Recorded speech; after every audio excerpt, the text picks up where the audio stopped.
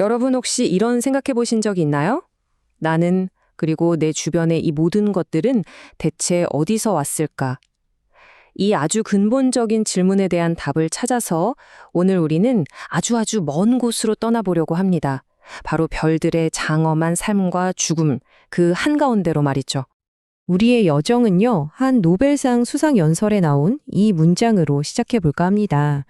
이게 무슨 뜻이냐면요. 지금부터 우리가 보게 될 모든 건 우리가 사는 지구의 상식이나 법칙으로는 도저히 설명할 수 없는 정말 거대한 세계라는 걸 암시하는 거죠. 자, 별 이야기를 하려면 먼저 그 무대부터 알아야겠죠? 대체 왜 우주가 지구에 있는 그 어떤 실험실과도 비교할 수 없는 그런 특별한 장소일까요? 맞아요. 지구에서는 절대로 만들어낼 수 없는 상상 초월의 온도, 믿을 수 없는 밀도, 그리고 어마어마한 에너지가 우주에서는 그냥 일상이에요. 그러니까 물리학자들한테 우주는 자신들의 이론이 진짜 현실이 되는 걸 보여주는 뭐랄까 거대한 증명의 장 같은 거죠. 자, 그럼 이제 이 거대한 실험실의 진짜 주인공을 만나볼 시간입니다. 바로 별이죠. 모든 것의 시작. 한 별이 어떻게 그 캄캄한 어둠 속에서 스스로 빛을 내게 되는지 그 첫 순간부터 한번 같이 따라가 보시죠. 별이 태어나는 과정은 생각보다 굉장히 논리적이에요. 모든 건 우주에서 가장 강력한 조각과 바로 중력에서 시작됩니다. 중력이 거대한 가스랑 먼지 구름을 막 끌어당겨서 뭉치게 만들고요. 이 과정에서 엄청난 압력으로 열이 발생해서 마침내 별의 심장에 불을 딱 붙이는 겁니다. 핵반응이 시작되면 안으로 무너져 내려려는 중력과 밖으로 터져나가려는 압력이 완벽한 균형을 이루게 되는데요. 바로 이 상태로 수십억 년 동안 빛나는 안정된 별이 되는 거죠. 이렇게 안정기에 들어선 별은요, 마치 거대한 핵융합 발전소 같아요. 자기 심장부에서 쉴 새 없이 수소를 헬륨으로 바꾸면서 빛과 열을 뿜어내는 거죠. 우리가 매일 보는 태양도 바로 이 기나긴 청년기를 벌써 수십억 년째 보내고 있는 거고요. 하지만 영원한 건 없잖아요. 모든 연료는 언젠가 바닥나기 마련이죠.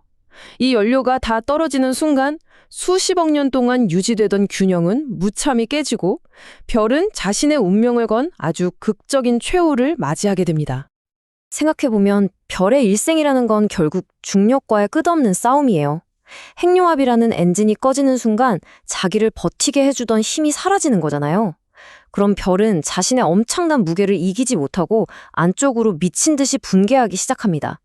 우주에서 가장 드라마틱한 순간 중 하나죠. 근데요, 모든 별이 똑같은 최후를 맞는 건 아니에요. 마치 사람마다 인생이 다르듯이 별의 마지막 모습은 태어날 때부터 딱 정해진 한 가지, 바로 질량에 따라서 세 가지 다른 길로 나뉘게 됩니다. 과연 어떤 모습들일까요? 첫 번째 길은 우리 태양처럼 비교적 가벼운 별들의 운명인데요.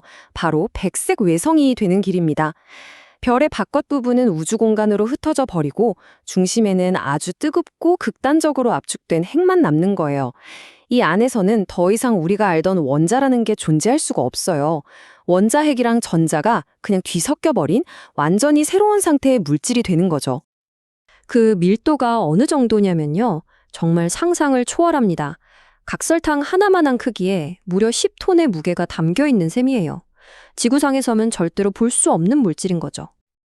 자, 다음은 태양보다 훨씬 무거운 별들입니다. 얘들은 훨씬 더 장엄하고 폭발적인 최후를 맞이해요. 초신성이라는 우주적인 대폭발과 함께 붕괴하는데 그 결과 상상조차 할 수 없는 밀도의 중성자별이 태어납니다. 이 과정에서 가해지는 압력이 어찌나 강력한지 원자 안에 있던 전자와 양성자가 말 그대로 합체해서 순수한 중성자 덩어리가 되어버립니다. 중성자별의 밀도는요, 백색외성은 그냥 명암도 못 내밀 수준이에요. 각설탕 하나 크기에 무려 1억 톤. 이게 감이 잘 안 오시죠? 인류 전체의 무게를 다 합친 것보다도 더 무거운 질량이 그 작은 공간에 꽉 압축되어 있다는 뜻입니다. 이 놀라운 천체는 크기로만 보면 서울시 절반 정도밖에 안 되는 작은 공인데요. 그 내부는 중성자로 가득 찬 액체 상태고 표면은 강철보다 수십억 배는 더 단단한 결정체 껍질로 덮여 있다고 해요. 정말 우주에서 가장 기묘하고 극단적인 물질 중 하나죠. 마지막 길은 우주에서 가장 무거운 별들에게 주어집니다. 이 별들은 붕괴를 멈출 힘이 아예 없어서 중력이 모든 걸 지배하는 궁극의 천체, 바로 블랙홀이 됩니다. 중력의 힘이 너무너무 막강해서 모든 물질을 부피가 없는 무한히 작은 한 점으로 그냥 찌그러뜨려 버리는 거죠. 블랙홀이 왜 까맣게 보일까요? 이유는 아주 간단합니다. 우주에서 가장 빠르다는 빛조차도 그 어마어마한 중력에서 탈출할 수가 없기 때문이에요. 모든 걸 삼키기만 하고 아무것도 내보내지 않는 말 그대로 우주의 가장 깊은 심연이라고 할 수 있겠죠. 지금까지 별의 아주 극적인 죽음에 대해 이야기했잖아요. 하지만 이게 끝이 아닙니다. 이 장엄한 죽음이 어떻게 새로운 탄생의 씨앗이 되는지, 즉 별이 남긴 위대한 유산에 대해 알아볼 시간이에요. 그리고 이 이야기가 바로 우리 존재의 기원과 직접적으로 연결됩니다.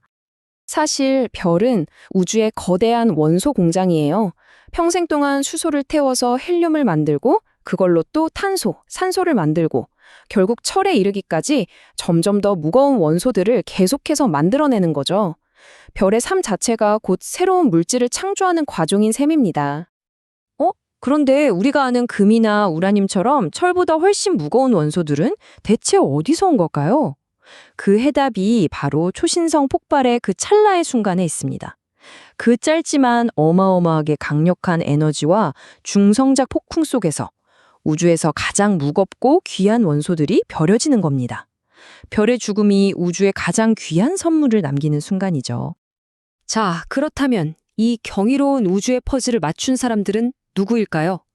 이 거대한 우주 이야기를 인간의 지식으로 엮어낸 위대한 과학자들, 별의 건축가들을 한번 만나보시죠. 이 두 과학자의 연구는 서로를 완벽하게 보완하면서 우리가 우주를 보는 방식을 완전히 바꿔놓았습니다. 먼저 찬드라세카르는 별의 구조에 집중했어요.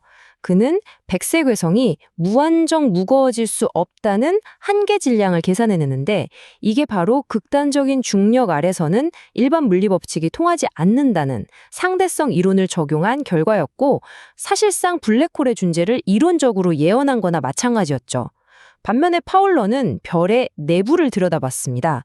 별 안에서 실제로 어떤 핵반응이 일어나서 우리가 아는 모든 원소들을 만들어내는지 그 과정을 실험과 이론으로 완벽하게 증명해냈죠.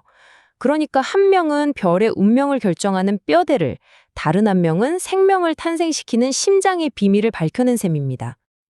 자, 우리는 별의 탄생부터 죽음, 그리고 그 위대한 유산까지 정말 긴 여정을 함께 했습니다. 이제 진짜 마지막 질문이 남았네요. 이렇게 수십억 광년 떨어진 곳에서 벌어지는 거대한 이야기가 지금 여기 있는 우리랑 도대체 무슨 상관이 있는 걸까요? 이것이 바로 최종적인 답입니다. 우리 모두는 별의 아이들입니다. 우리 피를 흐르게 하는 철분, 우리 뼈를 단단하게 하는 칼슘, 우리가 숨쉬는 이 산소까지, 이 모든 것들이 아주 오래전 이름도 모를 어떤 별이 장렬하게 폭발하면서 우주 공간에 흩뿌린 그 유산으로 만들어졌습니다. 우리는 말 그대로 별의 먼지로 이루어진 존재인 거죠. 오늘 밤 하늘을 보실 때 저 멀리 반짝이는 별들이 바로 우리 모두의 고향이라는 사실을 한번 기억해 보는 건 어떨까요?